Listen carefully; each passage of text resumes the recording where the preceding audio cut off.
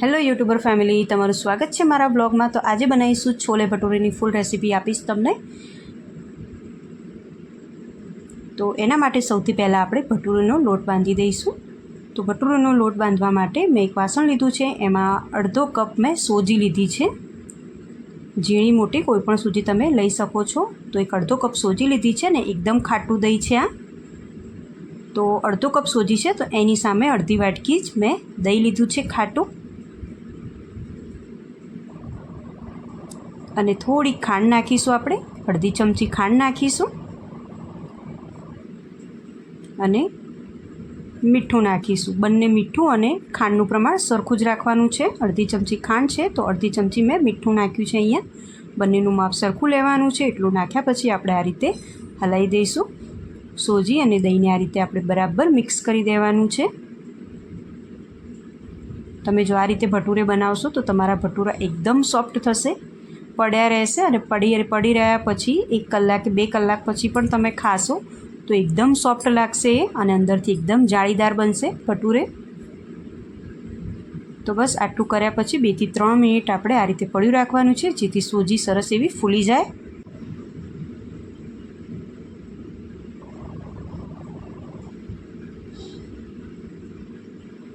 તો હવે 2 થી 3 મિનિટ થઈ ગઈ છે। તો હવે આપણે આમાં મેદો નાખીશું। તો હું અહીંયા 2 કપ મેદાનો ઉપયોગ કરીશ। તમારે મેદો અને ઘઉંનો લોટ બંને જો વાપરવો હોય તો વાપરી શકો છો। 1 કપ મેદો લેવાનો અને 1 કપ ઘઉંનો લોટ લેવાનો। મેં અહીંયા મેદો જ વાપર્યો છે, તો 2 કપ મેં મેદાનો લોટ લઈ લીધો છે। હવે આમાં હું બેકિંગ સોડાનો ઉપયોગ કરું છું। તમારે જો ઈનોનો કરવો હોય તો પણ કરી શકો છો। તો મેં અડધી નાની ચમચી બેકિંગ સોડા લીધો છે। જો ઈનો તમે વાપરો તો 1 ચમચી ઈનો લઈ લેવાનો। હવે લોટ નાખ્યા પછી આપણે વ્યવસ્થિત હલાવી દઈશું દહીં અને સોજીના મિશ્રણ સાથે।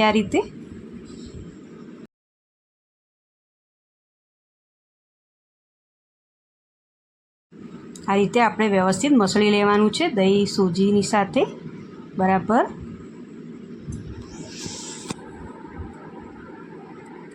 જો આ પ્રોસેસથી તમે ભટૂરા બનાવશો તો ભટૂરા એકદમ સોફ્ટ થશે। હવે થોડુંક પાણી લેવાનું છે અને આપણે આ રીતે લોટ ગૂંથી કાઢીશું। અને ભટૂરાનો લોટ બાંધો તો 2 કલાક કે 1.5 કલાક પહેલાં જ લોટ બાંધીને મૂકી દેવાનો। લોટ ફૂલ્યો હશે વ્યવસ્થિત દહીંમાં પલાળવાનો છે એટલે ભટૂરો એકદમ સરસ ઉતરશે। બસ આ રીતે લોટ રાખવાનો છે।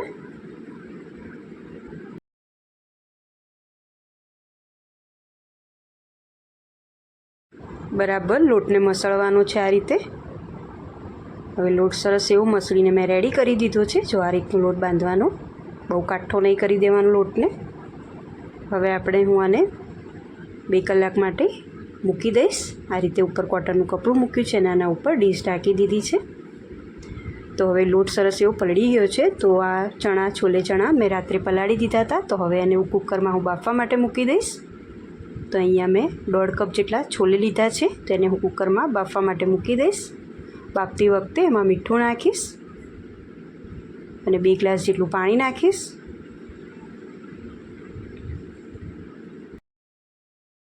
તો આમાં તમાલપત્ર, 2 લવિંગ અને તજનો ટુકડો નાખવાનો છે બાફતી વખતે। તો આને 4 થી 5 વિસલ વગાડીશું આપણે અને સરસ એવા ગળી જાય। તો જો છોલે બનીને રેડી થઈ ગયા છે। આ રીતના વ્યવસ્થિત આપણે એને બાફી દેવાના। હવે 1 ગ્લાસ પાણી લેવાનું છે, એમાં એકલી ચા પત્તી નાખીને ચાનું પાણી બનાવવાનું છે। એકલું ચાનું જ પાણી બનાવવાનું છે, એમાં ખાંડનો ઉપયોગ નથી કરવાનો। આપણે ચા પત્તીનો ઉપયોગ કરીશું છોલે બનાવવામાં।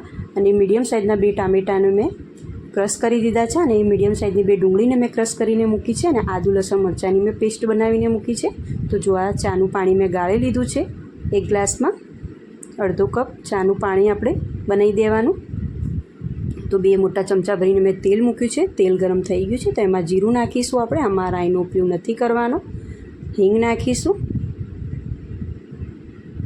અને ટામેટાની પલ્પ પહેલાં એડ કરીશું આપણે અને બરાબર આ રીતે આપણે હલાવી દઈશું। ટામેટા વ્યવસ્થિત ચડી જાય પછી આપણે ડુંગળીની પલ્પ એમાં એડ કરીશું અને વ્યવસ્થિત આપણે સાતળી દઈશું આ રીતે। બરાબર આપણે વ્યવસ્થિત હલાવી દઈશું। હવે આદુ લસણ મરચાંની પેસ્ટ નાખી છે, એને પણ નાખી અને હલાવી દઈશું આ રીતે। ખાસ તો ગ્રેવીને વ્યવસ્થિત તમારે ચડવા દેવાની, તો જ એનો ટેસ્ટ સરસ આવશે. હવે મીઠું નાખીશું આપણે. મીઠું નાખીને આ રીતે વ્યવસ્થિત હલાવી દઈશું.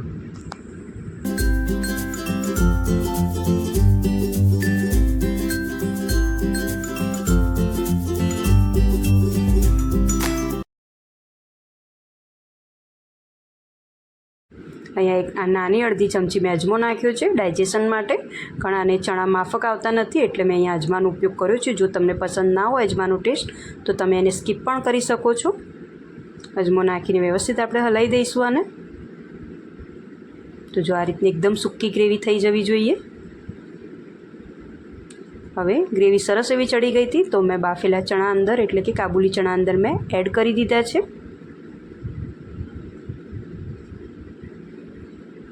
હવે આપણે આમાં મીઠું નાખીશું ટેસ્ટ પ્રમાણે. બાફતી વખતે પણ આપણે મીઠાનો ઉપયોગ કર્યો છે તો સાચવી રીતે નાખવાનું મીઠું. થોડી હળદર નાખીશું, લાલ મરચું પાવડર નાખીશું, અને આ થોડા સ્પાઇસી હોય તો જ ખાવાની વધારે મજા આવે છે. ધાણા જીરું પાવડર મેં અહીંયા નાખ્યું. બધા જ મસાલા કરીને આપણે વ્યવસ્થિત હલાવી દઈશું.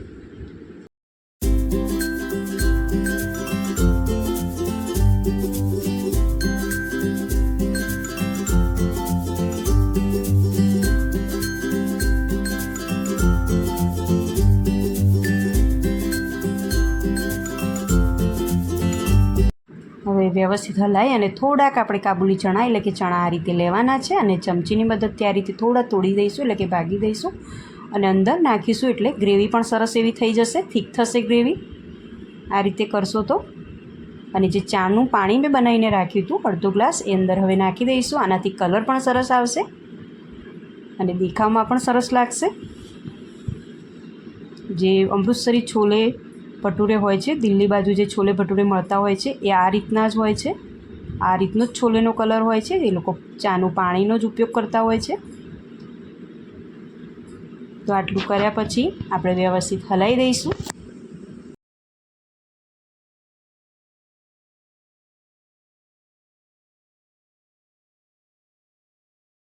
હવે ફરી થોડુંક પાણી નાખીશું આપણે. છોલે બાફતી વખતે જે પાણી હતું એ પાણીનો હું અહીંયા ઉપયોગ કરું છું.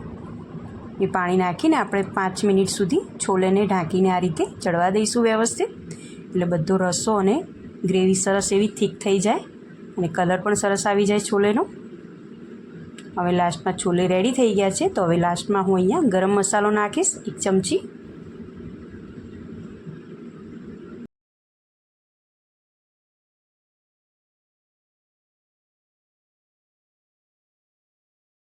તો છોલે રેડી થઈ ગયા છે તો હવે આપણે ભટુરે બનાવીશું. આપણે લોટ બાંધીને મૂક્યો તો એને 2 કલાક જેટલો સમય થઈ ગયો છે. તો હવે લોટને આપણે કાઢીને વ્યવસ્થિત આ રીતે મસળી દઈશું.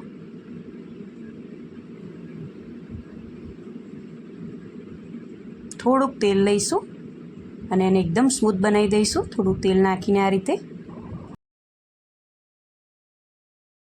તો લોટને સરસ એવો સ્મૂથ બનાવી દીધો છે. હવે આમાંથી આપણે ગુલ્લા બનાવીશું અને મોટી સાઈઝના ભટુરે બનાવવાના છે. ભટુરા મોટી સાઈઝના હોય છે તો હાથની મદદથી આ રીતે થોડો થોડો હું થેપી દઈશ પહેલાં અને પછી વણી લઈશ. તમારો લોટ જો વ્યવસ્થિત બંધાયો છે તો તમારે આ રીતે તમારે થેપશો તો થેપાઈ જશે. અને જો વધારે બહુ ઢીલો થઈ ગયો હોય લોટ તો તમારે અટામણનો ઉપયોગ કરવો હોય તો કરી શકો છો. ઘઉંનું અટામણ પણ લઈ શકો છો અને મેદાનું પણ લઈ શકો છો. તો હું હવે આને વણી દઈશ. અને ભટુરો એટલે કે આ પૂરી તળો, ભટુરે તળો તો એકદમ ફૂલ એકદમ બરાબર તેલને ગરમ થવા દેવાનું છે પછી જ ભટુરેને તળવાનો છે. એ ખાસ એમાં ધ્યાન રાખવા જેવી વસ્તુ છે. તો બરાબર તેલ ગરમ થઈ ગયું છે તો હવે હું ભટુરે તળી લઈશ.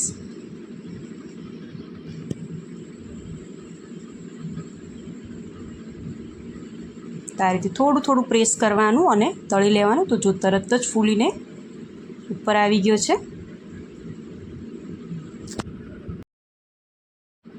તેલ જો સરસ એવું ગરમ થયું હશે તો સરસ એવું ફૂલી જશે. અને આ રીતે તમે જો બનાવશો તો ભટુરા તમારા ચોક્કસથી ફૂલશે અને એકદમ પોચા પણ થશે ખાસો એટલે. તો જો બીજો પણ તમને તળીને બતાવી દઉં. આ રીતે ઉપર થોડું થોડું તેલ નાખવાનું અને આને થોડું થોડું પ્રેસ કરવાનું એટલે તરત જ ફૂલી જશે. તમને જો આ છોલે ભટૂરેની રેસીપી ગમી હોય તો મને લાઇક શેર ને સબસ્ક્રાઈબ કરો અને કોમેન્ટ પણ કરો. અને તમે જો કોઈ દિવસ ના બનાવ્યો તો ચોક્કસથી ટ્રાય કરજો, તમને પસંદ આવશે જ. તો ચલો મળીએ એક નવા વિડીયોમાં. ત્યાં સુધી આવજો. જય શ્રી કૃષ્ણ.